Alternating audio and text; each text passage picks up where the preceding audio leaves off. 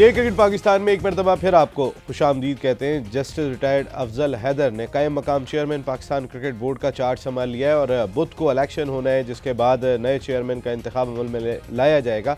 और इस बात के इम्कानात कभी और बहुत ही कभी हैं कि कोई दूसरा आएगा ही नहीं सामने और नजम सेठी साहब unopposed chairman Pakistan cricket board की जिम्मेदारियां संभाल लेंगे।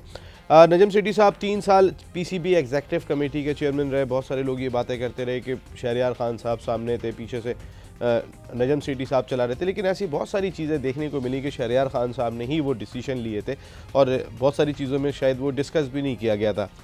इकबाल कायम साहब, कितना इम्पॉर्टेंट होगा नजम सेठी साहब के लिए इस वक्त, जो एक हमें याद है जब बिग 3 की बातें हो रही थी तो लोग कहते हैं बिग 3 साइन क्यों कर दिया था, हमने बिग 3 साइन नहीं करना चाहिए था, लेकिन उस वक्त सिर्फ हम अकेले खड़े हुए थे, दूसरा कोई एक भी हमारे साथ नहीं रहा था। जब तक हमारे साथ 3 लोग थे, पाकिस्तान क्रिकेट बोर्ड खड़ा हुआ था कि बिग 3 पे साइन नहीं करने, लेकिन जब सब आहिस्ता आहिस्ता एक एक हो गए तो फिर हम वहीं खड़े हुए होते। आज बिग 3 ख़त्म हो गया, लेकिन हम आइसोलेट उस पहले के मुकाबले में थोड़े से ज़्यादा दिखाई दे रहे हैं। ख़ासकर एशियन ब्लॉक को अगर हम देखते हैं तो वो हमसे बहुत दूर दिखाई दे रहा है। नजम सेठी साहब किस तरीके से इस तमाम सूरत हाल को लेकर चलें और क्या कुछ तरीक़ेकार अडॉप्ट करना चाहिए? मेरा ख्याल है काफ़ी जिम्मेदारियाँ उन पर पड़ जाएंगी, क्योंकि तीनों बोर्ड जो आपके क्लोज़ है, श्रीलंका, बांग्लादेश और अफगानिस्तान, वो आपको सपोर्ट में नहीं है, ना खेलने को तैयार है, ना बातचीत के लिए तैयार है। तो एक तो उनके साथ डायलॉग शुरू करना, उनसे बातचीत करना, सारा काम आपको दोबारा से करना पड़ेगा। दूसरा ये कि जैसा तनवीर ने कहा कि जिम्बाब्वे और जो आयरलैंड की टीमें, आप उनसे फ़ौरन निगोशिएट करें ताकि आपका बुकिंग हो जाए और उनके साथ क्रिकेट ना रुके, ये है ताकि वो हो जाए। तो और आईसीसी में भी दोबारा से एक अपना एज ए चेयरमैन रिप्रेजेंटेटिव जब बनेंगे तो अपना केस पाकिस्तान का वहाँ पर भी पेश करना है। जो इंडिया की सीरीज़ नहीं हुई हैं और जो डैमेजेस हम क्लेम कर रहे हैं, उसके लिए एक स्ट्रेटजी बनाएं कि कैसे इंटरनेशनली ये जाके अप्रोच किया जाएगा ताकि कुछ कॉम्पनसेशन जो है वो पाकिस्तान को उससे मिले। और वेस्ट इंडीज़ और न्यूजीलैंड और ऑस्ट्रेलिया और इंग्लैंड, ये 4 जो बड़े बोर्ड हैं, इनके साथ एक नए सिरे से एक अच्छे ताल्लुकात का आगाज़ करना चाहिए और इनको अपने सपोर्ट पे लाना चाहिए। एक काउंटर प्रेशर ऐसे ही क्रिएट कर सकते हैं आप जब आपके पास दूसरी साइड के लोग आपकी तरफ हों, तो उसके लिए और उसमें फिर ए टीम, अंडर 19, स्कूल, जो भी आपके जो डोमेस्टिक के छोटे प्रोग्राम्स हैं, आप उसके ऊपर बातचीत करें, टीमें यहाँ से भेजें। पैसा ज़ाहिर है क्रिकेट का पैसा क्रिकेट पे ही खर्च होना चाहिए।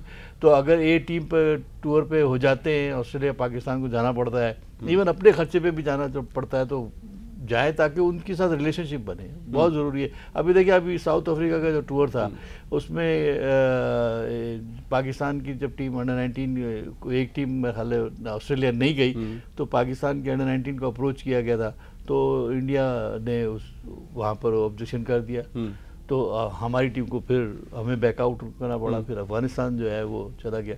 तो कहने का मकसद है कि इसी तरीके से आप इंडिया तो हमें आइसोलेट कर रहा है। इकबाल भाई, एक चीज़ तो इकबाल का तयशुदा बात है कि वो हमें आइसोलेट कर रहा है, लेकिन इंडिया का जो रवैया रिसेंट पास्ट में ऑस्ट्रेलिया के साथ रहा, जब ऑस्ट्रेलिया की टीम आई यहाँ पर और जिस तरीके के झगड़े हुए, कोहली का, क्लार्क, इन लोगों के मामलात हुए थे, स्टीवन स्मिथ का जो हुआ था, या इंग्लैंड के साथ जो उन्होंने रवैया इख्तियार किया था, तो उसके बाद वो एक तकब्बुर दिखाई दिया था, जिसकी वजह से बिग 3 के खात्मे में उन दोनों ममालिक ने बड़ा इंपॉर्टेंट रोल प्ले किया था। तो पाकिस्तान उस ब्लॉक का हिस्सा बने, इस वक्त सियासी तौर पे ज़्यादा इंपॉर्टेंट होगा। 100% बात करेक्ट है आपकी। आप कोशिश करें कि बिल्कुल उनके साथ जुड़ जाए, क्योंकि ज़रूरी है। फिर आप जुड़ेंगे तो एटलीस्ट उनकी मॉरल ड्यूटी होगी, वो आपको सपोर्ट करेंगे, आपकी टीमों को बुलाएंगे। आपको वेस्ट इंडीज़ है, ये इंग्लैंड है, वेस्ट इंडीज़ में तो हमारे बड़े अच्छे ताल्लुकात हैं उनके साथ, तो उसको रिवाइव करें। तो मैं समझता हूँ कि जो चेयरमैन साहब, जो आने वाले चेयरमैन साहब हैं, उनको ये तमाम चीज़ें जो हैं वो ज़्यादा प्रायोरिटी पे देखनी है। डोमेस्टिक तो अपनी जगह है ही, जो देखना है वो इम्पॉर्टेंट है, उसका अपना होना चाहिए। PSL जो है वो भी अभी शुरू होने वाली है, तो ये बहुत सारे चैलेंजिंग टास्क है। अच्छा, इस दानिश से तो नहीं कुछ सवाल? नहीं, मेरे दिमाग में एक चीज़ आई थी, हम क्रिकेट बड़ी बात है, ऐसे मेरे लिए शॉकिंग न्यूज़ है ये। अल्लाह का शुक्र, बहुत दिमाग है, बहुत है। ये क्या बात है, आज तो शर्ट और आंखों का कलर इतना मिल रहा है। सिर्फ हमसे बड़े ही जो हैं वही समझते हैं कि हमारे में ही दिमाग है। अल्लाह का शुक्र, दिमाग हमारे में, दूध पीते बचे नहीं है। हमने भी क्रिकेट खेली, हमें भी समझ कर दिया आपने। अब एग्जाम्पल मैं देता हूं लाहौर कलंदर की। लाहौर कलंदर क्या काम कर रहा है? ऑस्ट्रेलिया में गया, ठीक है, टीम से बात कर रहा है, मैचेस खेले, अपने लड़के भिजवा रहे हैं जो बेहतर समझते हैं वहां जाके। ये क्या हो रहा है? यही चीज तो हम कह रहे हैं, पीसीबी भी यही काम करे। एक फ्रेंचाइज ये काम जब कर सकती है अपने प्लेयर को सपोर्ट देने के लिए, तो भाई पीसीबी क्यों नहीं कर सकता? अपनी क्रिकेट को बेहतर करने के लिए, अपनी पाकिस्तान की क्रिकेट स्टार्ट करने के लिए। अब आप इंग्लैंड की बात करते हो तो भाई उनसे बात करो कि हम अपनी पाकिस्तान ए की टीम आपकी तरफ भेजते हैं, आप पाकिस्तान ए की टीम या इंग्लैंड ए की या इंग्लैंड अंडर टीम भेजें यहाँ पे, हम सिक्योरिटी उसी तरह ही देंगे जिस तरह हम इंटरनेशनल टीम को देते हैं। तनवीर यही बात हो रही थी कि वो जो बैकडोर, अच्छा मुझे इकबाल भाई इस चीज पे बड़ी हैरानगी होती है। मतलब एक फ्रेंचाइज वो इतना काम कर रही है अपने तौर पर, और ये भी बता दूं ये फ्रेंचाइजीज की वजह से आपको प्लेयर्स मिल गए, पीएसएल हो गई, नहीं तो ये जो है ना सारे ये किसी काम के नहीं थे। इन्होंने ना हमारे को क्रिकेटर देने थे ना कुछ करने थे, अपना बस सलाम दुआ रख के काम निकाल लेना। बहुत सारे सवाल ये भी उठाते इनसे सीख लें, फ्रेंचाइजी से सीख लें भाई। कहां से आए? एक बात है कि अगर फ्रेंचाइज को भी प्लेयर्स मिले जिन्होंने जाके परफॉर्म किया। मैं ये तनवीर की बात को सपोर्ट करूंगा कि इसने बड़ी अच्छी एग्जांपल दी है कि लाहौर कलंदर ने तो साबित किया कि वो इंटरनेशनली अपने प्लेयरों को बाहर जो वादा किया था उन्होंने पूरा किया। नहीं, अभी उनके जो नेक्स्ट प्लान है मैं आपको बताऊंगा, वो तो इससे आगे जरा आप जा रहे हैं, पूरी दुनिया के अंदर जो है वो प्लान करते हुए दिखाई दे रहे हैं। ये अगर काम आकिब जावेद और ये सब कर सकते हैं तो हमें भी, मेरा भी यही कहने का मकसद है कि हम अगर ऑस्ट्रेलिया से और इंग्लैंड से ताल्लुकात अच्छे कर लें और अपने बोर्ड के लेवल के ऊपर टीमें जो हैं वो भेजना शुरू करें तो हमारा भी ये जमूद जो है ना टूट जाएगा और हमारी प्रोडक्शन लाइन शुरू हो जाएगी। भाई ये देखिए वो मोहम्मद इरफान, एक मिनट आता हूं मैं तनवीर, क्योंकि टेलीफोन लाइन पर इस वक्त हमें ज्वाइन किया है former chairman Pakistan cricket board और इसके साथ साथ जो ट्राइब्यूनल स्पॉट फिक्सिंग स्कैंडल के लिए कायम किया गया उसके रुकन lieutenant general retired Tauqeer Zia sahab. अस्सलाम वालेकुम जनरल साहब। वालेकुम अस्सलाम। इकबाल को भी, दैनिक कनेरिया को भी और तनवीर को भी सलाम। सर कैसे? आपसे जब बात होती है सबके चेहरे पे मुस्कुराहट आ जाती है जनरल साहब, ये एक चीज़ है, सब खुशी खुशी वालेकुम सलाम कहते हैं। जनरल साहब मैं आपसे ये जानना चाहूँगा कि फिर अभी खालिद लतीफ़ के लॉयर ने बात कर दी है, एतराज़ उठाया है कि हमें जरा का मौका नहीं दिया जा रहा, तो ये क्या किस सिमत में जा रहे हैं? क्योंकि 9 अगस्त को तो खालिद लतीफ़ ने वो लास्ट उसके अंदर तमाम चीज़ें मुकम्मल होनी थी। देखो नसीम, उससे पहले कि मैं खालिद लतीफ़ की बात करूं, ये आपकी डिस्कशन चल रही थी मेरा ख्याल ये फॉरेन टूर की, वर्ल्ड 11 वगैरह की। जी जी जी तनवीर का पॉइंट बहुत लॉजिकल है, सिर्फ उसका स्टाइल जो प्रेजेंट करने का है ना वो बहुत एग्रेसिव है। इसको अगर वो डिप्लोमेटिकली भी आगे पेश करे तो मेरा ख्याल उसके पॉइंट में बहुत वजन है। मैं इसको समझाता हूँ, समझता नहीं है जनरल साहब ये बात। देखिए जहां तक बात कहने की है, जो सिक्योरिटी है ना, जैसी सिक्योरिटी लाहौर में है वैसी सिक्योरिटी बाकी जगह भी है। और अगर आपने लाहौर में पाकिस्तान फौज को बुला के सिक्योरिटी देनी है तो पाकिस्तान फौज जो है वो कराची में भी मौजूद है, वो पेशावर में भी मौजूद है, हर जगह में। ठीक है। तो मेरे ख्याल में कराची जो है वो चूंकि बहुत बड़ा शहर है, बहुत दुनिया उधर है, उनका मैं उनको देखता हूँ ये जब रमजान कप वगैरह होते तो उनका इंटरेस्ट जो है, तो मेरा ख्याल पॉइंट तो उसका ठीक है। सिर्फ एक पॉइंट मैं सिर्फ डिफेंस के लिए कि क्यों ये लाहौर में करते हैं, क्योंकि लाहौर में उनकी एक एस्टेब्लिश्ड इंफ्रास्ट्रक्चर है, क्योंकि पीसीबी हेडक्वार्टर है तो सारी दुनिया उधर, फाइनेंस वाला भी, मीडिया वाला भी। लेकिन ये सिर्फ एक पॉइंट है, हालांकि ये तमाम चीजें शिफ्ट होकर कहीं और भी जा सकती हैं। बहरहाल मैं इसको इतना ही खत्म करूंगा। दूसरा ये है कि ये मेरा ख्याल हमें समझना नहीं चाहिए कि वर्ल्ड 11 के आने से ये आपकी इंटरनेशनल क्रिकेट पाकिस्तान में बहाल हो जाएगी। ठीक है। मेरा ख्याल ये बिल्कुल नहीं, क्योंकि ये जो वर्ल्ड फॉरेन प्लेयर्स है ना, ये इनका ताल्लुक एक तो उनकी प्लेयर्स एसोसिएशन के साथ भी होता है, दूसरा उनको गवर्नमेंट की तरफ से भी इजाजत मिलनी होती है या नहीं मिलनी होती, इसलिए उनका ताल्लुक तो उनके साथ। आप जितनी मर्जी, मैं समझता हूँ कि जो पाकिस्तान क्रिकेट बोर्ड ने एफर्ट्स कर ली हैं वो बहुत तारीफ के काबिल हैं, लेकिन इससे ज्यादा मेरा ख्याल इनको नहीं जाना चाहिए। और ये मेरा ख्याल शहरियार साहब और नजम सेठी को बिल्कुल मालूम है कि पाकिस्तान के क्या हालात हैं और इस हालात में वो चीज हो सकती है या नहीं हो सकती। दूसरा ये जो एक बात मैं आपको बता दूं, जब तक पाकिस्तान के और हिंदुस्तान के आपस के रिलेशनशिप ठीक नहीं होंगे, ना आप एक्सपेक्ट करें बांग्लादेश आपके पास आएगा, ना अफगानिस्तान आपके पास आएगा, ना श्रीलंका आपके पास आएगा। और हो सकता है बहुत सारे खिलाड़ियों को ये रोक भी दें आपके पास आने से, क्योंकि हालात हमारे इस तरीके से चल रहे हैं। इसलिए मेरी सजेशन इनको ये होगी कि इस चीज को भूल के इसके लिए सब्र करें, और यही जो पैसा आप बहुत जगह खर्च कर रहे हैं इसको 3 जगह पे खर्च करें। पहली बात तो है कि आप अपना इंफ्रास्ट्रक्चर इंप्रूव करें। ठीक है। दूसरा जो है आपके डोमेस्टिक क्रिकेट के ऊपर कॉन्सेंट्रेट करें, आप PSL के ऊपर कॉन्सेंट्रेट करें, आप ये लोगों की जो तनख्वाहें वगैरह बढ़ानी है उनके ऊपर करें, रीजन के मैटर जो है उनको जो है वो उसको ठीक करें। तो मेरा ख्याल, और टैलेंट हंट स्कीम पे चलें, और जो कैलेंडर कर रहा है उसी तरीके से आप भी करें। लेकिन मैं समझता हूँ कि as a Pakistan cricket board का चेयरमैन, सारी क्रिकेट जो है वो पाकिस्तान क्रिकेट बोर्ड के नीचे होती है, इसलिए इनको भी इनके साथ एक कोऑर्डिनेशन रखनी चाहिए फ्रेंचाइजीज के साथ, जो कि बहुत अच्छी होगी। अब आप बात कर रहे हैं, और मैं ये देख रहा हूँ कि जो आपकी जो नई आपकी जो चेंज है उसमें मुझे उम्मीद है कि देखो नजम सेठी से फिलहाल जो भी मेरा मतलब है लोग उनके खिलाफ बात करते हैं जैसा भी है, इर्रिस्पेक्टिव ऑफ दैट, मेरे ख्याल में उससे ज्यादा एक्सपीरियंस, उससे ज्यादा चीजों को जानने वाला अभी तक मेरी नजर में तो नहीं है। अगर आप मुझे भी कहें तो मुझ में भी वो नजर नहीं है पाकिस्तान क्रिकेट अफेयर्स में जो कि शायद नजम सेठी को है।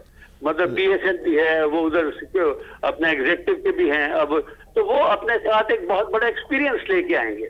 मेरा ख्याल है कि एक तनकीद की बजाय, मैं नजम सेठी साहब को नहीं जानता हूँ, मैं नजम सेठी साहब को सिर्फ 2 दफा मिला, जबकि शहरयार साहब ने मुझे बुलाया तो ये मैं आए थे कमरे में, तो एक सरसरी मुलाकात हुई।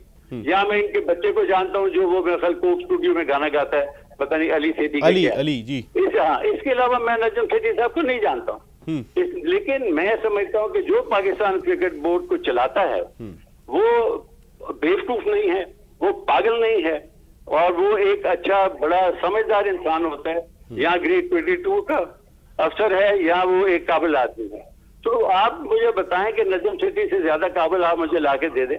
मैं भी अपने आप को नहीं समझता हूँ आज के एनवायरमेंट में कि मैं PCB को उस तरीके से हैंडल कर सकूंगा। जैसा नहीं अभी कुछ ऐसे मशवरे हैं जो कि मैं नजम सेठी साहब के साथ करूंगा।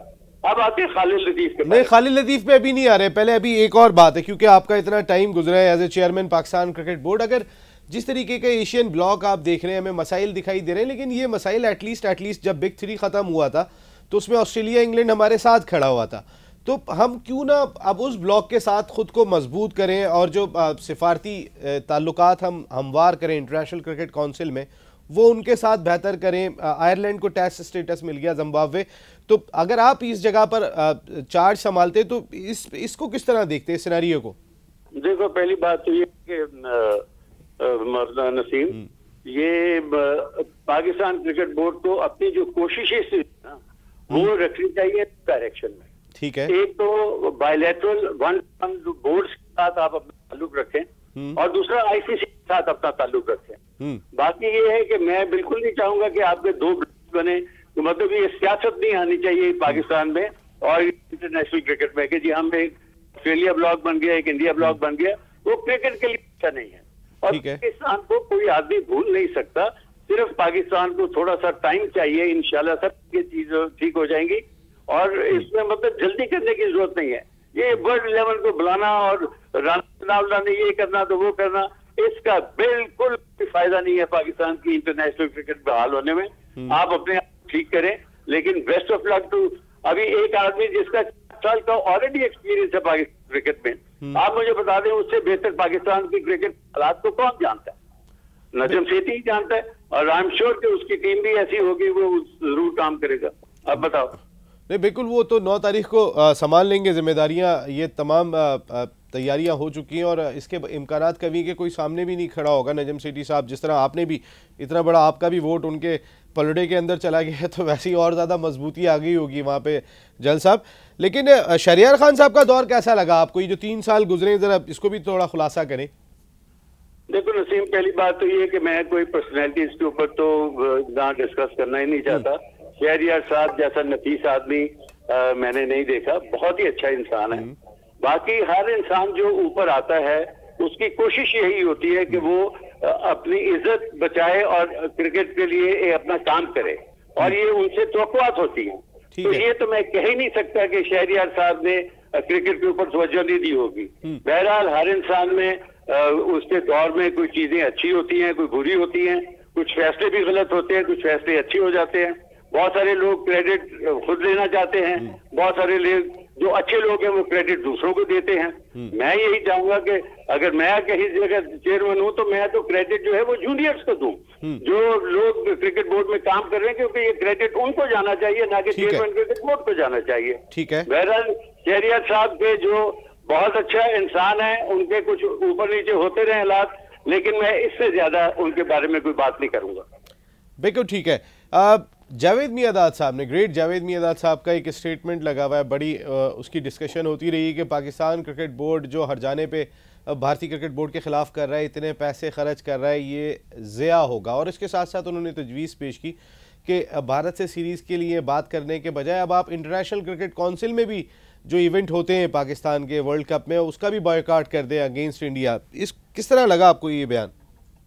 देखो नसीब, पहली बात तो ये है कि मैं बहुत सारी चीजें जो है ना, कुछ आदमी वो फ्रस्ट्रेशन में, कुछ एक्साइटमेंट में, कुछ इंडिया के खिलाफ, क्योंकि हमारा मजाज है तो हम कह जाते हैं, लेकिन मेरा ख्याल हमें ये छोड़ देना चाहिए नजम सेठी और उसकी टीम के ऊपर। वो कुछ लोगों को बुला के उनके साथ बातचीत करें और फिर एक लाए अमल तैयार करें।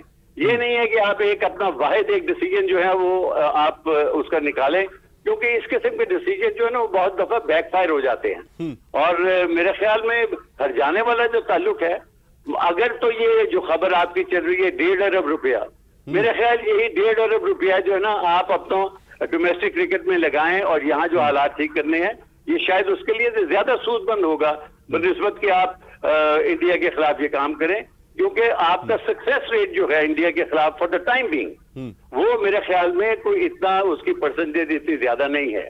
लेकिन टाइम के साथ आई एम श्योर जब इनके सोशल कॉन्टेक्ट होंगे, कॉर्डियल रिलेशन सेठी साहब करेंगे, अभी तक तो उनमें एनर्जी भी है, तो वो मेरा ख्याल बहुत सारी चीजें जो ना आइंदा आने में ठीक हो जाएंगी। बिल्कुल ठीक है। एहसान मानी साहब ने भी ये बात कही थी कि पाकिस्तान केस में कोई इतनी ज़्यादा जान नहीं होगी, जो अगर हम आईसीसी की डिस्प्यूट कमेटी में जाते हैं तो उसका कोई बहुत ज़्यादा फ़ायदा नहीं होगा। और जिस तरह बात ये की गई कि जो आईसीसी के इवेंट्स होते हैं उसका भी बॉयकॉट किया जाए, तो ये वैसे तजवीज़ सही है? नहीं, मेरा ख्याल ये वही मैं कह रहा हूँ ना, ये वो है एक रिएक्शन है ना किसी चीज का। आप बॉयकॉट करने से देखो, खालिद लतीफ ने बॉयकॉट किया तो नुकसान उसका हो रहा है, क्रिकेट बोर्ड का नुकसान नहीं है, ट्रिब्यूनल का नुकसान नहीं, नुकसान वो अपने आप को कर रहा है। तो आप बॉयकॉट करके, मैं कहता हूँ जरूर बॉयकॉट करें, लेकिन उससे पहले आप अपनी एक काउंसिल से बात करें, जो भी आप समझते हैं। मेरे ख्याल में एहसान मानी से भी इनको बात करनी चाहिए और उसको बुलाना चाहिए। उससे वो बहुत अच्छा इंसान है, अक्लमंद इंसान है, और उसके बाद आप फिर एक लाएमल तैयार करें। ऐसे जाके जी ये बॉयकॉट कर दो, वो बॉयकॉट कर दो, ये चीजों का हल नहीं है। हालांकि मतलब मैं जो मेरी ट्रेनिंग है 38 साल की इंडिया के खिलाफ, मुझे तो सबसे पहले ये कहना चाहिए कि दफा करो उनको। लेकिन मैं ये समझता हूँ कि क्रिकेट के लिए और जो रिलेशन जो अपने ठीक करने के लिए, उनके लिए कोई बहुत सारी चीजें जो है ना वो आपको गिवन करनी होती है, बहुत सारी चीजें जो आपको अपनी मनमानी होती है। नजम सेठी साहब ने लास्ट टाइम भी ऐसा हुआ था, कोई एक इशू हुआ था, मेरे जहन में नहीं आ रहा, लेकिन आप तमाम क्रिकेट बोर्ड के जो साबिक सरबराह ने उनको मदऊ किया था उन्होंने। कोई एक इशू था जनरल साहब जिस पे आप भी आए थे, मेरी आपकी मुलाकात कज़ाफ़ी स्टेडियम में ही उस दिन हुई थी, और क्रिकेट बोर्ड के एजाज भट्ट साहब भी आए थे, उन्होंने मुलाकात की थी। तो सजेशन के बाकायदा सबसे बात करने के बाद, सबकी राय लेने के बाद चलना उनके लिए मुनासिब होगा इन हालात में। हाँ देखो, वो हमें अकेले बुलाया था, पहले मुझे उन्होंने बुलाया था ये बिग 3 के इशू पे। जी जी जी, उस वक्त ये बिग 3 बन रहा था तो उसके इशू पे। हाँ। सही बात है, मतलब मैंने तो उस वक्त शहरियार साहब और नजम सेठी के सामने कह दिया था कि आप बिग 3 को मत माने, और आप, क्योंकि आपके बगैर क्रिकेट नहीं चल सकती। बहरहाल जैसा भी हुआ वो अब आपका पास्ट है। उसके बाद आपने बिग 3 को खत्म कराया, ये इनकी बहुत एफर्ट है, तारीफ के काबिल है।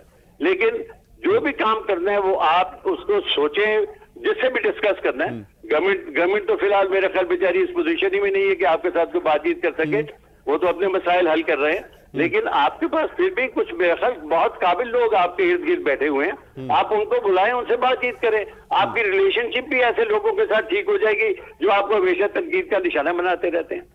बिल्कुल ठीक है। तनकीद का निशाना तो खालिद लतीफ़ भी बना रहे हैं ट्राइब्यूनल को, अगर हम देखें तो उनको मौका नहीं दिया जा रहा जरा का। नसीम, बात कहने की ये है कि तनकीद तो करना किसी हर आदमी का, मेरा मतलब जायज है, वो करे, फ्रीडम ऑफ स्पीच है, और जिसके ऊपर तनकीद हो रही है उसको बुरा मनाना भी नहीं चाहिए, उसको तनकीद जो है वो पॉजिटिव एंगल में देखनी चाहिए।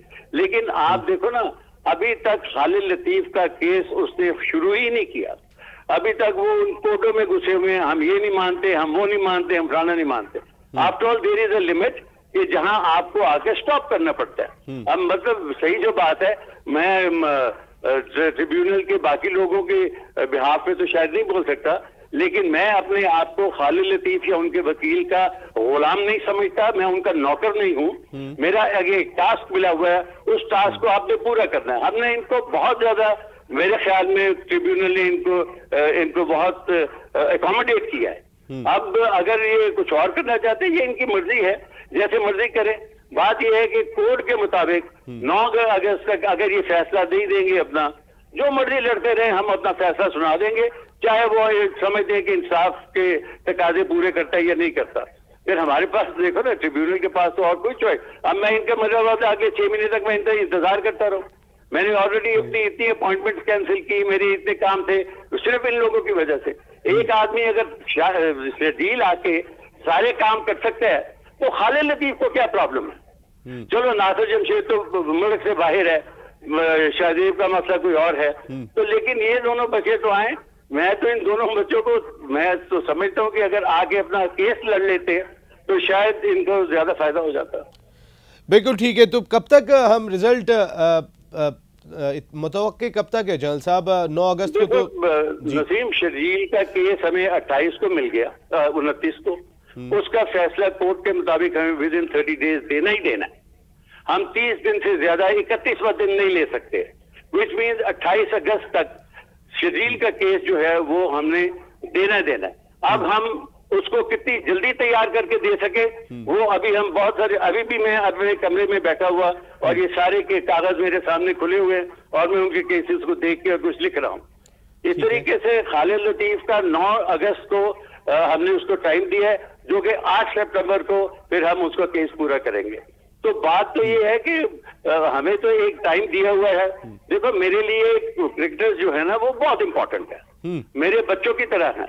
मैं नहीं चाहूंगा, मुझे तकलीफ हो रही है कि मैं इस ट्रिब्यूनल का हिस्सा क्यों बना कि जहां मुझे किसी को सजा देनी पड़ती है। मैंने तो अपनी जिंदगी में कभी किसी को सजा नहीं दी, लेकिन अब अगर इन्होंने अगर हमने देखा कि इन्होंने गड़बड़ की है तो फिर सजा तो होनी है, क्योंकि ये सजा जो है वो बाकी लोगों के लिए एक डिटरेंस का काम करती है।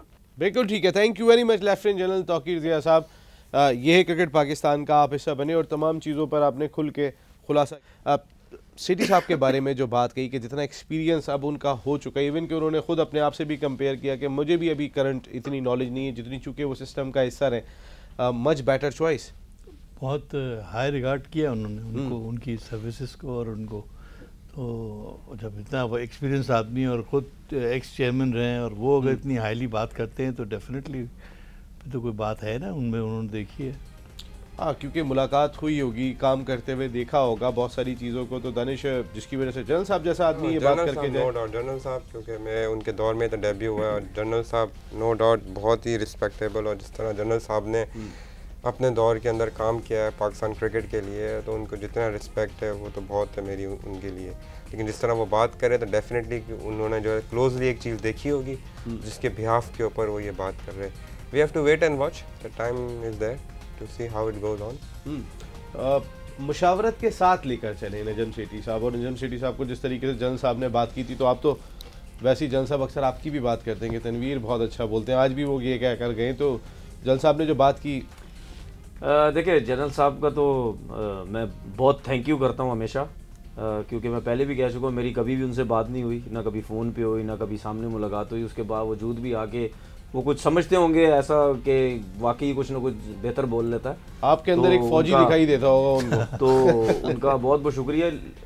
इनकी बात का वज़न बहुत है, क्योंकि ये चेयरमैन रह चुके हैं पाकिस्तान क्रिकेट बोर्ड का, और अगर ये मेरे बारे में, इवन किसी के बारे में भी कोई बात करेंगे तो वो बड़ी खुशी की बात होती है कि वाकई ये इतना अभी इतना जो सेठी साहब के बारे में उन्होंने बात की, देखें उन्होंने जो बात की उनकी अपनी सोच थी, उन्होंने अपने हिसाब से जो बोला, हम किसी को ना कुछ कह सकते हैं कि कौन गलत कौन सही, हर किसी की अपनी अपनी सोच होती है, अपने अपने हिसाब से बात करते।